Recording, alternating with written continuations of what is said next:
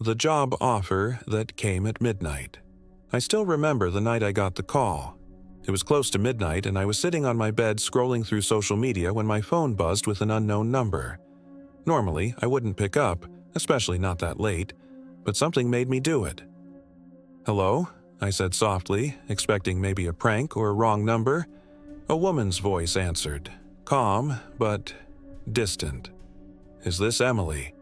"Yes. Who's this?" "My name is Mrs. Waverly. I got your number from your college's babysitting board. I'm terribly sorry to call this late, but I need someone urgently for tomorrow night. My regular sitter canceled last minute." There was something about her tone, polite but trembling a bit, that made me hesitate. Babysitting was nothing new to me. I'd done it for years to pay for classes. But the urgency in her voice, the desperation, made my heart race. "Tomorrow night?" I repeated. "What time?" "From 7 in the evening until midnight. My husband and I have an important dinner out of town. It's just one child, my son, Oliver. He's 8. I could use the money.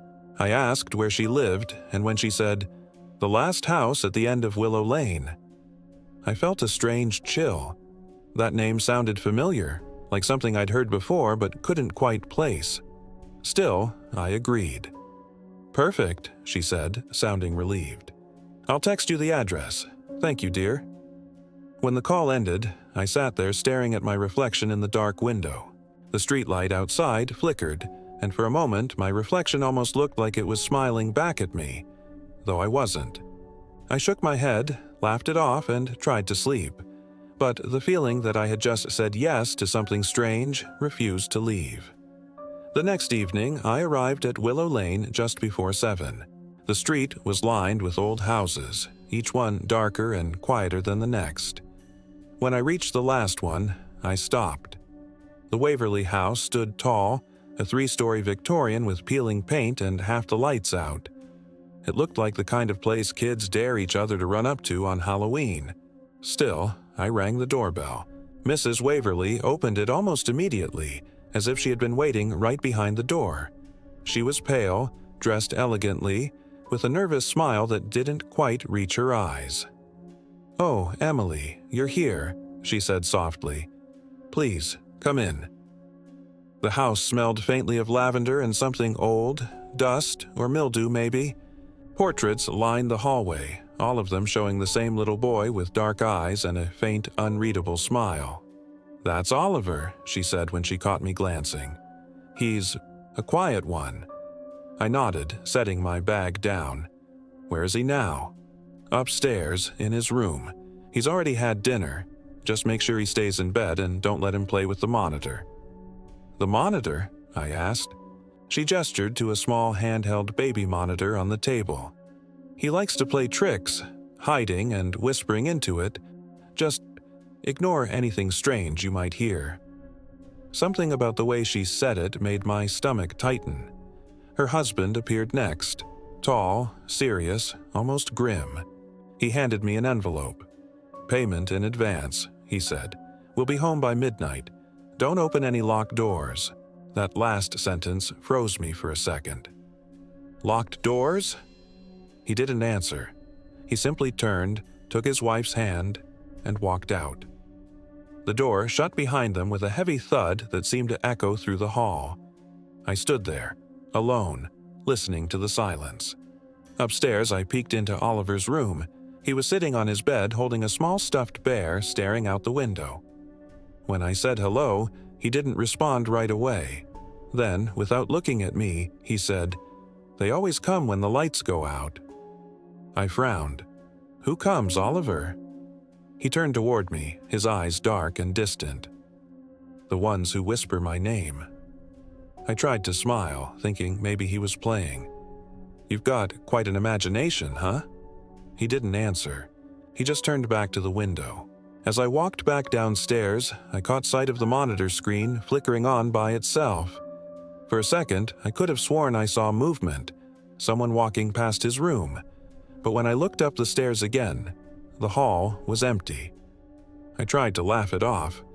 New house, weird vibes, nervous imagination. It had to be that. But when the clock struck 8, the baby monitor crackled to life and a small voice whispered through it, "Emily, they know you're here." And that's when I realized this wasn't going to be a normal babysitting job. The strange house at the end of Willow Lane. The voice on the baby monitor froze me in place. I stared at the small screen, the static flickering across it like snow, waiting for the sound to come again. But there was nothing. Just the low hum of interference and the rhythmic ticking of the old grandfather clock in the hall. I laughed nervously, trying to convince myself it was just Oliver playing around. He was probably speaking softly into the monitor from upstairs. Kids do that. But something about the voice. It hadn't sounded like a child's. It was softer, slower, almost older. I decided to check on him. Climbing the creaky staircase, I noticed how cold the air had become. The lights flickered slightly as if the house itself was breathing. When I reached Oliver's door, I hesitated before knocking. "Oliver, you awake?" No answer. I opened the door quietly. The room was dimly lit by a small nightlight shaped like a crescent moon. Oliver was lying perfectly still under his covers, eyes closed. The stuffed bear he had been holding before was now sitting upright on the floor, facing the door. "Oliver?" I whispered again. He didn't move. I leaned closer, and that's when I noticed. He wasn't asleep. His eyes were open just a sliver, staring blankly at the wall. "Did you say something on the monitor?" I asked softly. Slowly, his gaze shifted toward me. "No," he said in a flat voice. "She did." My stomach dropped. "She?" He nodded once, then turned away and pulled the blanket over his head. I stood there for a moment, completely still. Every instinct told me to leave, to grab my bag and get out of that house, but I couldn't just abandon a kid. I sighed, backed out of the room, and closed the door gently behind me. As I turned to head downstairs, I noticed something odd. The hallway was lined with doors, 5 in total, but one of them was different. Its handle was rusted, and a thick chain hung from it with an old padlock. Mr. Waverly's words echoed in my head. "Don't open any locked doors." I swallowed hard and started to walk past it. But then, faintly, I heard something from inside. A slow, dragging sound, like someone shuffling their feet across the floor. "Oliver!" I called out, though I already knew he couldn't be in there. The sound stopped. A second later, a quiet knock came from the other side of the door. 3 slow taps. That was enough for me. I hurried downstairs, my heart pounding. I sat in the living room, turning on every light I could find. The house seemed to shift and creak around me, settling deeper into the night. To distract myself, I tried to watch TV, but the screen wouldn't turn on. It only showed static. Then, out of nowhere, the baby monitor crackled again. At first, it was just static. Then came the faint sound of a lullaby, soft and off-key.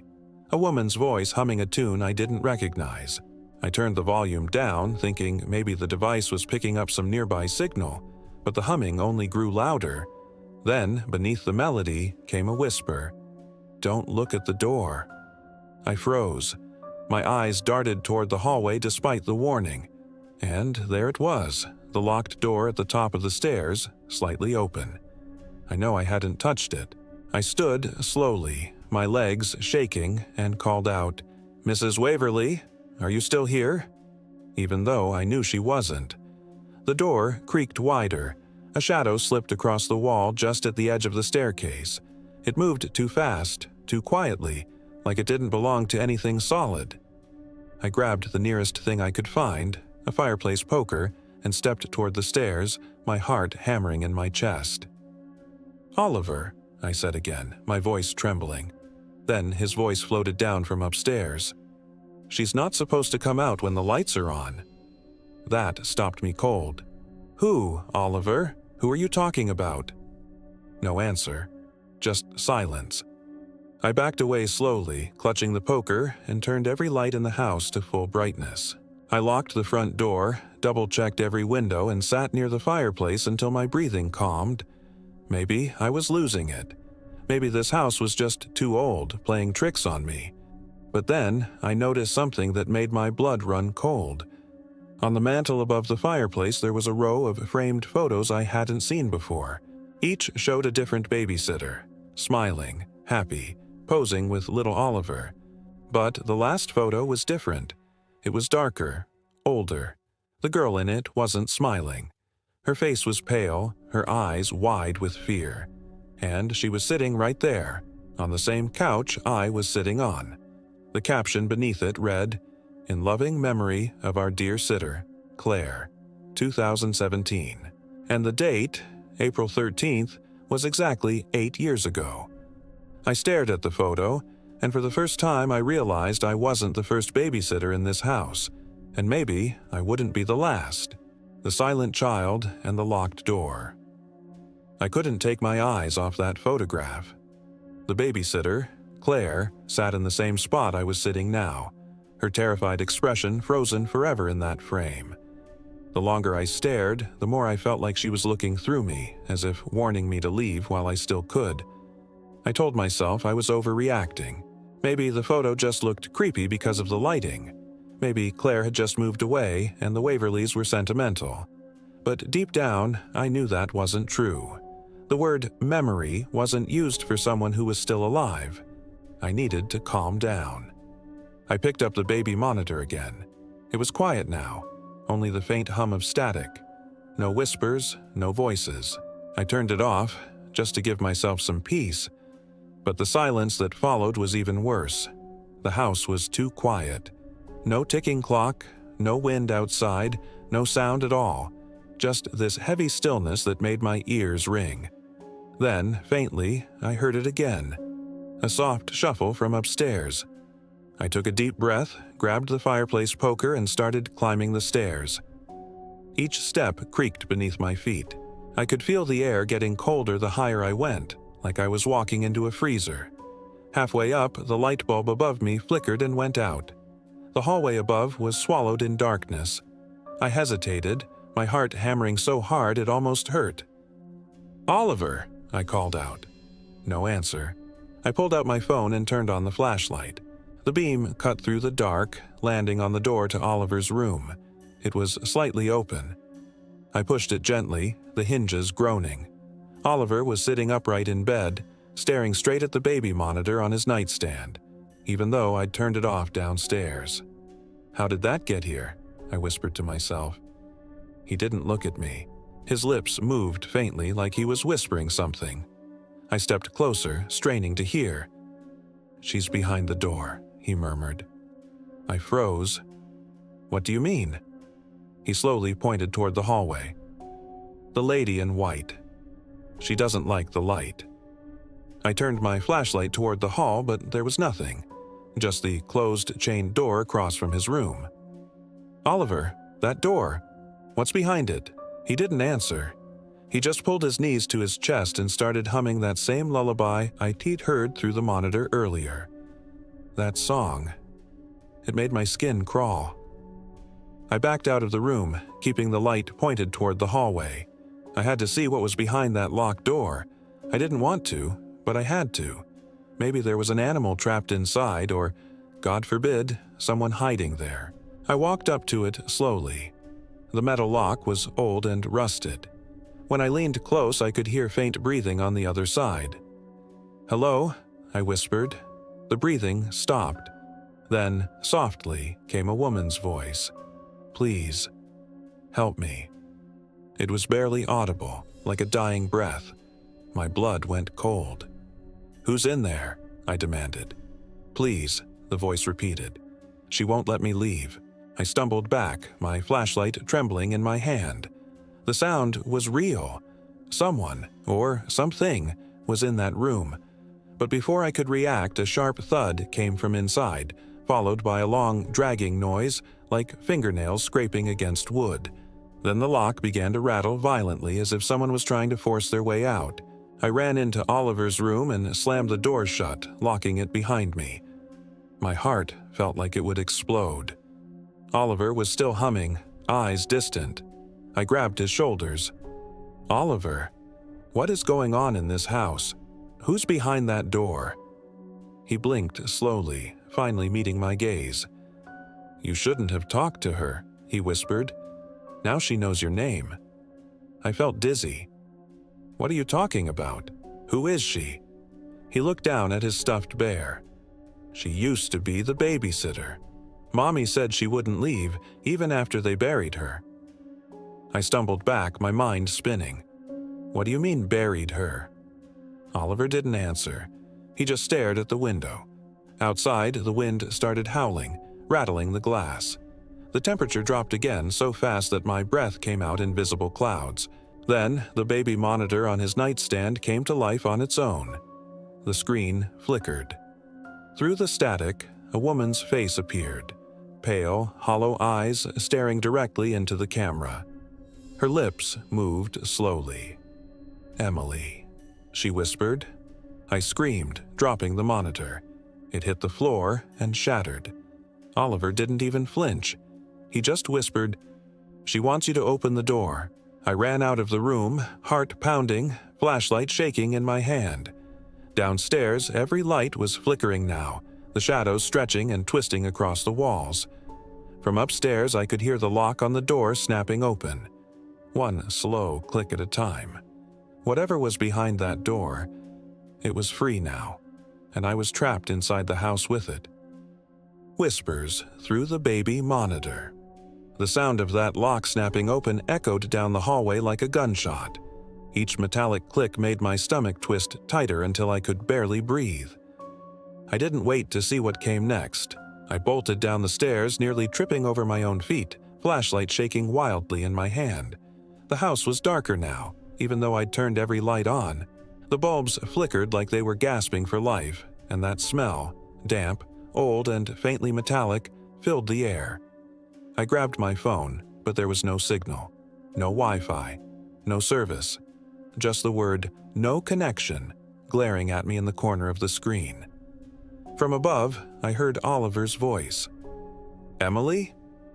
It sounded normal, soft, curious, but I didn't trust it anymore. "Stay in your room, Oliver," I shouted up the stairs, my voice cracking. No reply, just silence.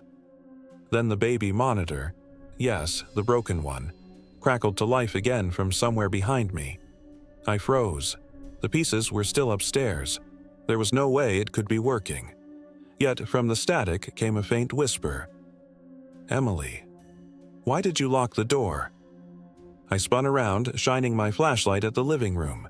The sound was coming from the mantel where the old portraits were. I inched closer, my light trembling across the glass frames. Every photo, the smiling babysitters, Oliver, the Waverlys, had changed. Their faces were wrong. Eyes blacked out, mouths twisted into silent screams. My flashlight flickered once, then died completely. Darkness swallowed me whole. I fumbled to turn it back on, my hands shaking so badly I almost dropped it. When the beam finally flickered back to life, someone was standing at the bottom of the staircase.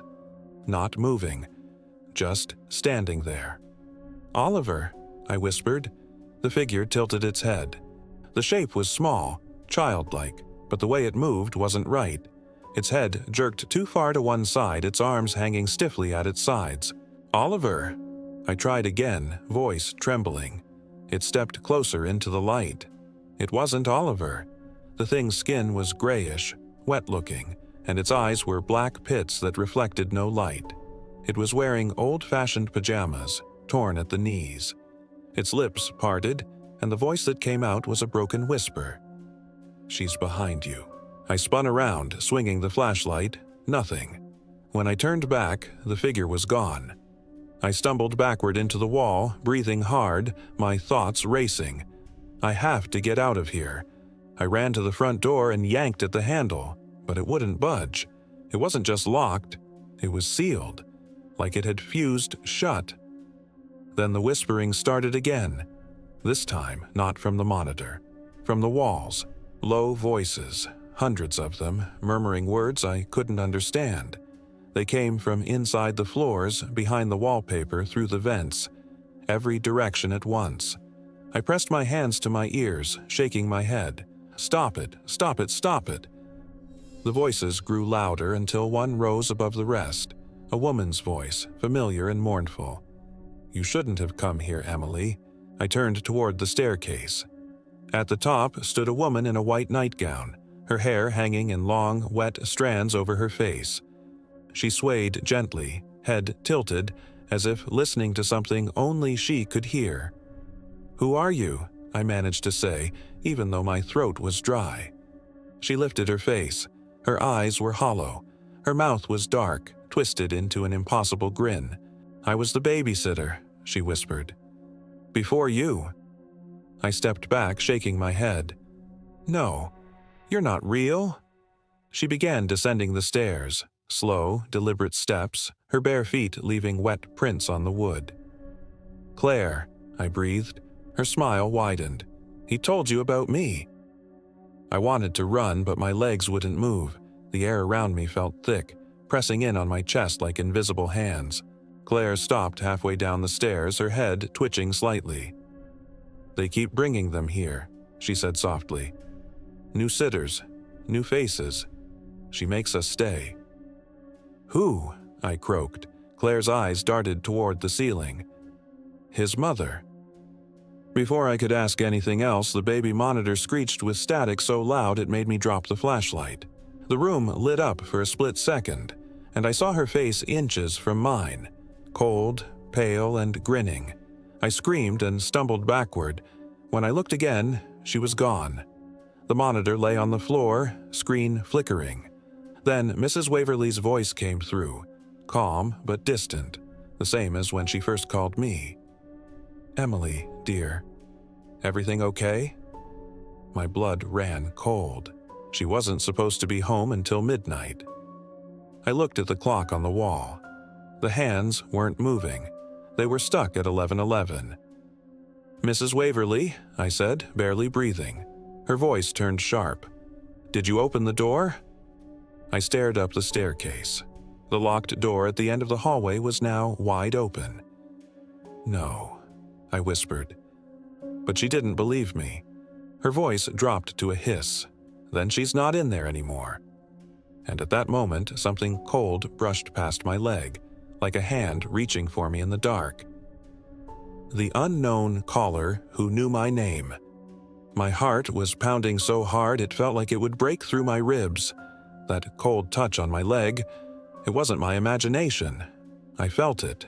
I spun around with the flashlight, its weak beam trembling across the floorboards. Nothing. Just empty air. But the air in that house was different now. Thicker, heavier. It felt alive. Every creak of wood, every whisper of wind outside made my body tense up like prey sensing a predator. I had to get out. I ran to the kitchen, hoping there was a back door. The smell hit me first. Rot and something sharp, like old metal. I gagged and covered my nose. The air was colder here, the kind of cold that feels unnatural. The back door was there, all right, but the window above the handle had been nailed shut from the inside. Someone didn't want anyone leaving. My hands were shaking when my phone suddenly buzzed. The sound nearly made me scream. The screen lit up with an incoming call. Unknown number.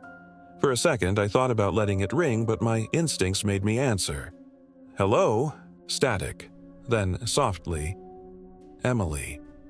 My blood froze. The voice was low, distant, almost like it was coming from underground. "Who is this?" I whispered. A pause. Then, laughter. Soft, childlike laughter. "Oliver," I said. But then a woman's voice cut through the static. "Don't trust him." I pulled the phone away from my ear, staring at it in horror. It wasn't Oliver. It wasn't her. It was something else. "Who are you?" I demanded, though my voice was trembling.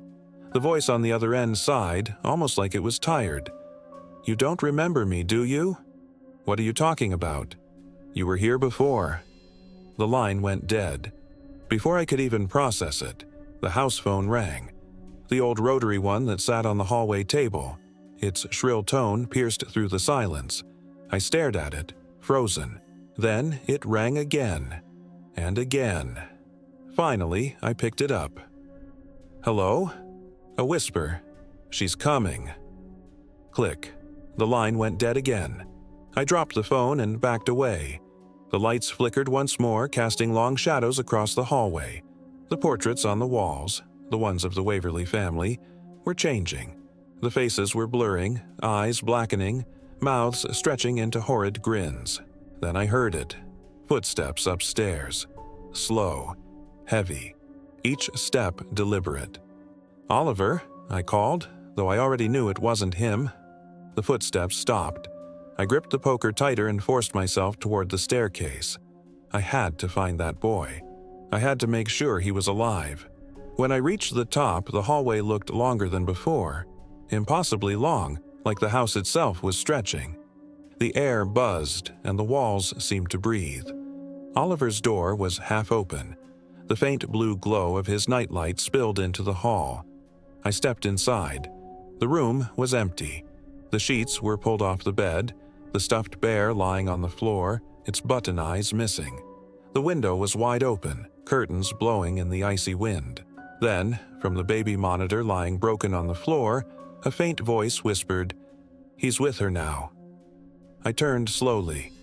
Standing in the corner of the room, barely visible in the dark, was a figure. Tall, thin, and swaying slightly. The light from my phone barely caught her face. It was Mrs. Waverly, but something was wrong. Her head was tilted too far to one side and her eyes were sunken, black as coal. She smiled at me, that same polite, distant smile she'd had when I arrived. Only now it stretched too wide, too forced. "Mrs. Waverly," I stammered. "Where's Oliver?" Her voice came out cracked, hollow. "He's being good tonight." "What do you mean?" "He doesn't cry anymore. Not since Claire stopped watching him." My throat went dry. "Claire." She nodded slowly, her neck making a faint crack with each movement. "You saw her, didn't you? She never forgave us. She still wants him." I was shaking uncontrollably. "What happened to her?" Her expression darkened. She broke the rule. She opened the door. I took a step back, my heart thundering. "What's behind that door, Mrs. Waverly?" She didn't answer. Instead, she turned her gaze toward the hallway, toward that same chained door, now hanging slightly ajar. And then, in a whisper so faint I almost didn't hear it, she said, "She's here." The light flickered once, and then she was gone. Just gone. I ran to the door, slamming it shut, chaining it as tightly as I could. Then I turned and froze. Someone was standing behind me. A small silhouette. Oliver. But his eyes were black now, just like hers. He smiled. "You shouldn't have answered the phone." The baby monitor lit up again with static, and through the crackling sound came Claire's voice. "You can't leave, Emily. None of us ever do." The front door slammed shut downstairs on its own, and all the clocks in the house stopped ticking. Footsteps upstairs, when no one was there. The silence that followed was worse than any scream, the kind that presses against your ears, like the world itself is holding its breath. I stood there in the hallway, clutching the poker so tight that my knuckles turned white. Oliver was gone. The door to his room was wide open now, curtains fluttering wildly in the wind. But I swear, I had just seen him standing right behind me, his black eyes reflecting the light. Was he even real anymore? I stepped into the hallway, every creak of the floorboards echoing like thunder. I needed to get out. I didn't care how. I just had to leave that house. But as soon as I turned toward the stairs, I heard it. Soft, deliberate footsteps from upstairs. Only one problem. There was no upstairs. The Waverly house had 2 floors. I was already on the top one. The steps continued, slow and heavy, coming from above the ceiling. The sound of something walking, or dragging, across the attic. I looked up. There was a small square attic hatch in the ceiling, with a wooden pull cord hanging down. I stared at it, every instinct screaming, "Don't." Then came the whisper, right behind me. "She wants you to look." I spun around, the flashlight beam cutting through the dark. No one was there. The cord swayed gently, even though there was no breeze. Step by step, I moved toward it. My heart was hammering so hard I could hear it echoing in my ears. When I finally reached the string, I hesitated. Then, taking a shaky breath, I pulled it down. The attic door creaked open, releasing a wave of freezing air that smelled like earth and rot. A foldable ladder slid down, squealing against the floor. I pointed my flashlight upward. The beam barely reached the top, fading into thick, suffocating darkness. For a moment, I thought I saw movement, something crawling fast across the beams. Then the sound came again. Step, drag, step, drag. "Oliver?" I whispered, though I already knew it wasn't him. The dragging stopped, and then knock, knock, knock from right above my head. I stumbled backward, nearly dropping the flashlight. I wanted to run, but something caught my attention. There was a faint glint on the ladder rung, something wet. I leaned closer and realized it wasn't water. It was blood. That was it. I ran. I bolted down the stairs, straight to the living room, gasping for breath.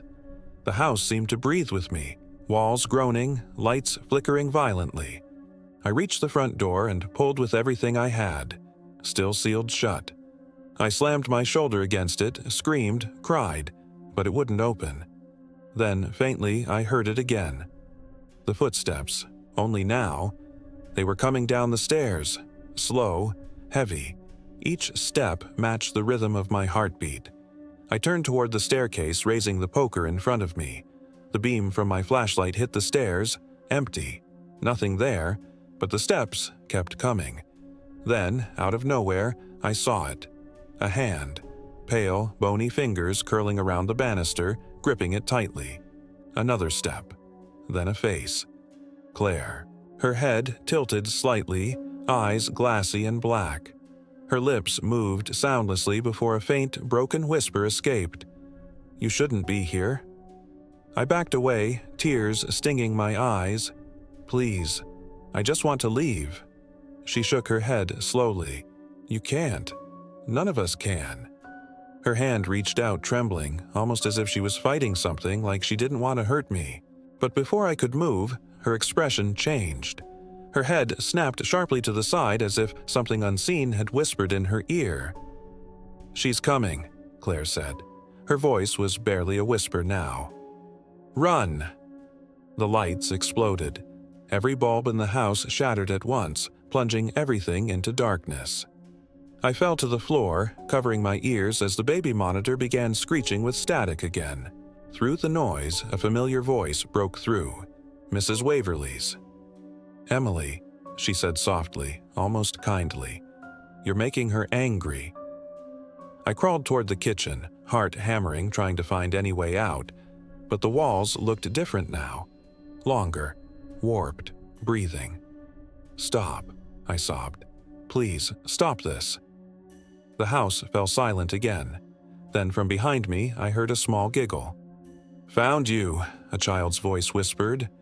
I turned, and there was Oliver, standing by the kitchen table, smiling.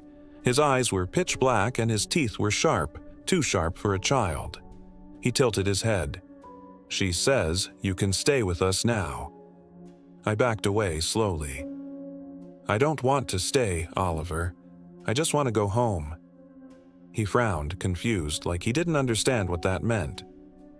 "This is home." The temperature dropped again, frost forming on the windows. Behind him, a shadow stretched across the wall, long, twisted, taller than any human. And then, from upstairs, came a voice. Soft, calm, familiar. "Oliver, darling, it's bedtime." "Mrs. Waverly." Only now, her voice wasn't coming from the phone. It was coming from inside the house. Oliver smiled wider. "She's here." The front door creaked open on its own. For a split second, I thought it was my chance to escape. I ran for it, tears blurring my vision, every nerve in my body screaming to get out. But when I reached the doorway, I realized the street outside wasn't there anymore. Just blackness, endless, swallowing darkness. and in that blackness a single whisper floated through the cold air. Stay. The truth about the child. I was watching. I stood frozen at the doorway, staring into the pitch-black void where the street should have been. The porch, the garden, the faint glow of the neighbor's window. All gone. It was as if the world had been erased beyond the threshold. The darkness wasn't just empty, it was alive, pulsing, whispering my name in a dozen hushed voices. I slammed the door shut and stumbled backward. My flashlight flickered weakly before dying completely, leaving only the faint light from the moon struggling through the curtains. The air grew heavier, pressing down on me until every breath felt like a battle. Then I heard it, the soft humming again. The same lullaby I'd heard from the baby monitor earlier. Only now it was closer. I turned slowly toward the living room. There she was, Mrs. Waverly. But she didn't look like the woman I'd met that afternoon. Her face was pale and sunken, skin stretched tightly over her bones. Her once perfect hair hung in tangled clumps, and her eyes— oh God, her eyes were gone, just black, hollow sockets. She smiled, her cracked lips parting just enough to whisper, "You shouldn't have gone upstairs." I couldn't speak, couldn't move. She stepped closer, bare feet gliding across the wooden floor without making a sound. "You woke her up," she hissed. "You disturbed her rest." I shook my head, trembling. Who are you talking about?" Her grin widened, and she raised a trembling finger, pointing toward the staircase. I turned, and my blood ran cold. Standing halfway down the stairs was a figure. Small, barefoot, dressed in old, torn pajamas. Her long black hair covered most of her face, but I could see one pale eye peeking through. And in that single eye I saw something that didn't belong to this world. "She's been waiting," Mrs. Waverly whispered. The little girl tilted her head. "You played with my brother," she said, her voice thin and airy like the sound of leaves scraping across glass. My heart skipped. "Your brother?" "Oliver," she said. "He was mine." I stumbled backward, shaking my head. No, I saw him. He's alive. He's here." She smiled, revealing small, jagged teeth. "He's not alive. Not anymore." The world tilted. My knees nearly gave out. "What do you mean?" I whispered. Mrs. Waverly stepped closer, her voice low and mournful. "He drowned. Years ago, in the pond behind the house. I tried to save him. I tried." She trailed off, her words turning to sobs that sounded more like cracks in wood than human crying. The girl began descending the stairs, one slow step at a time. "He wanted to play, but you took my place." I backed away toward the kitchen, my hands shaking so badly I could barely hold the poker anymore. "I didn't take anything. I was just babysitting." She stopped at the bottom of the stairs. The air around her shimmered, and for a moment I saw two shapes overlapping. A small girl and the faint outline of something darker, taller, with limbs too long to be human. "You shouldn't have said his name," she said. "Now he remembers."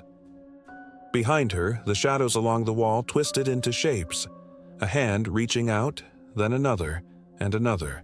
They crawled across the wallpaper like living ink. Mrs. Waverly reached out toward me. "It's too late now. You let them in." The room began to spin. I felt the ground tremble beneath me as the house groaned, long, slow, like it was breathing. Every light in the house flared on at once, bathing everything in a sickly yellow glow. Then came the whisper again, the one that had haunted me since the moment I'd stepped inside. "Stay." It came from everywhere. The walls, the ceiling, even the floor beneath my feet.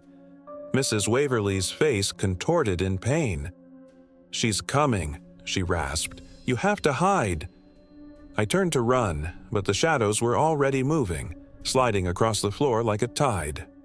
From the corner of my eye, I saw Oliver standing behind the girl now, his black eyes hollow, his mouth stretching into an impossible grin. "She's awake," he whispered, "and she's hungry." The kitchen light flickered, then went out completely. I could barely see as I ran toward the back door, fumbling with the lock, tears streaming down my face. My fingers brushed against something cold on the handle, and I realized it wasn't metal. It was a hand.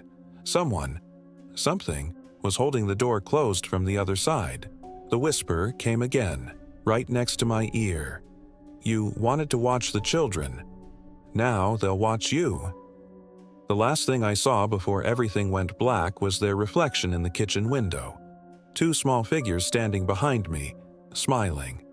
And in the reflection's background, a third figure, taller, faceless, its long fingers resting gently on my shoulder. The final call, and what the police found. When I woke up, I was lying on the cold kitchen floor. The air was thick and heavy, smelling like smoke and damp wood.